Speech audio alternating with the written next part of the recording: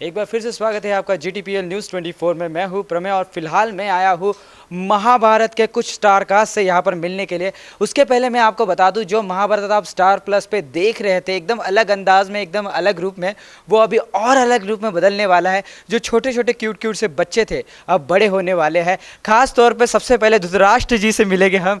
Sir जी, कैसे हैं आप? फैंटास्टिक, और यहाँ आकर बड़ा आनंद महसूस कर रहा हूँ। Thank you so much प्रणिपात।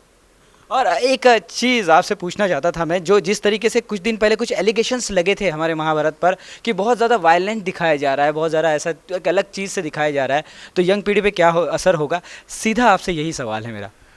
बहुत ही टफ क्वेश्चन पूछ लिया पहले ही। जी, ऐसा कुछ नहीं है। इसका एक स्टैंडर्ड मेंटेन किया गया है। हमारे एक्शन मास्टर जो है राम शेट्टी साहब उनका नाम है, उन्होंने साउथ की बड़ी फिल्में की हैं। हमने महाभारत में इसे एज रियल एज पॉसिबल बताने की कोशिश की है। तो वायलेंट तो मैंने ऐसा कहीं सुना नहीं है, बट क्योंकि अगर ऑडियंस से अगर ये फीडबैक आया तो हम इस पे अमल करेंगे और हम इस पे सोचेंगे ज़रूर। मगर अभी तक तो ऐसा कोई वायलेंट सीक्वेंस आया नहीं, लेकिन आने वाला है इससे कई ज़्यादा वायलेंट सीक्वेंस, ये मैं आपको एश्योर कर सकता हूँ। बिल्कुल बिल्कुल। और अभी तक जो आपकी एंट्री थी, जिस तरीके से आप दिखाए कि हमने बहुत सालों पहले जब महाभारत देखा था, बहुत बचपन में जब यादें थी, कुछ एपिसोड यूट्यूब से भी हम डाउनलोड करते थे, उस समय जब हमने महाभारत देखा था तब युधिष्ठिर जो थे हमारे, है ना, वो काफ़ी ज़्यादा बूढ़े दिखाए थे। और यहाँ पर एक मिनट,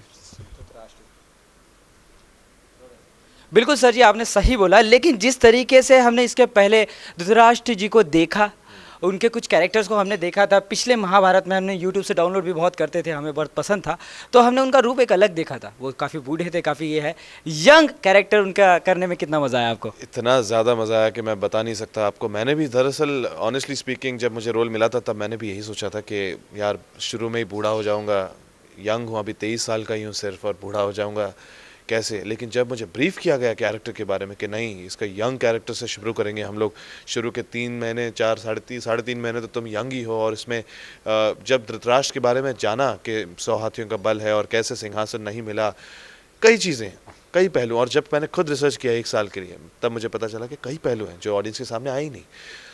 तो वो प्ले करने में इतना आनंद आया, इतना मज़ा आया, और लगा कि हाँ, राजा हूँ और मैं गलत नहीं था और धृतराष्ट्र बूढ़ा नहीं था। यही लोगों की पर्सपेक्टिव, लोगों का, जैसा आपने कहा वैसे ही लोगों का पर्सपेक्टिव भी यही था कि धृतराष्ट्र तो बूढ़ा था, लेकिन यही पर्सपेक्टिव चेंज करना था। ब्लाइंड होते हुए परफॉर्म इस तरीके से करना था जिससे ऑडियंस के मन में वो सोचने पे मजबूर हो जाए कि हाँ, धृतराष्ट्र तो ऐसा भी प्ले कर सकते हैं यार, क्या पावरफुल प्ले किया हुआ है। तो यंग पहलू जब मैंने बताया तो ऑडियंस में वो बहुत अच्छा कनेक्ट हुआ और लोगों ने उसे एक्सेप्ट किया। तब मैंने जाना कि हाँ, मैंने कुछ मेहनत की है। That's the idea. बिल्कुल बिल्कुल। जिस तरीके से बड़े पर्दे पर बहुत ज़्यादा मेहनत हमने सुनी है, और छोटे पर्दे पर भी आपने इतनी मेहनत की, और वो हमें ऑन स्क्रीन दिखा भी। अभी मैं आऊँगा एक छोटे से बेबी की तरफ जो अभी काफ़ी बड़ा हो गया है, और 22 तारीख के बाद एकदम ग्रैंड एंट्री होने वाली है हमारी दुर्योधन की, वन ऑफ मेरे बेस्ट कैरेक्टर महाभारत से। सीधा सवाल आपसे, कितने एक्साइटेड है?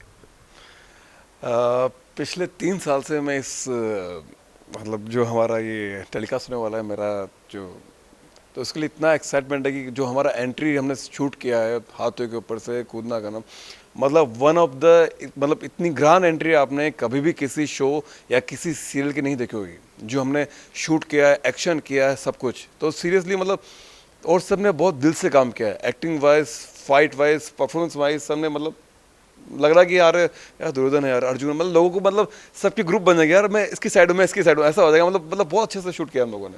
वेल, एक कैरेक्टर हमारे जहन में बैठ गया है, क्यूट से दुर्योधन का, जो अभी हमें दिख रहा है। क्यूट तो दुर्योधन कभी था ही नहीं यार, क्यूट नहीं, दुर्योधन, बट एक चीज हमेशा कमीना था।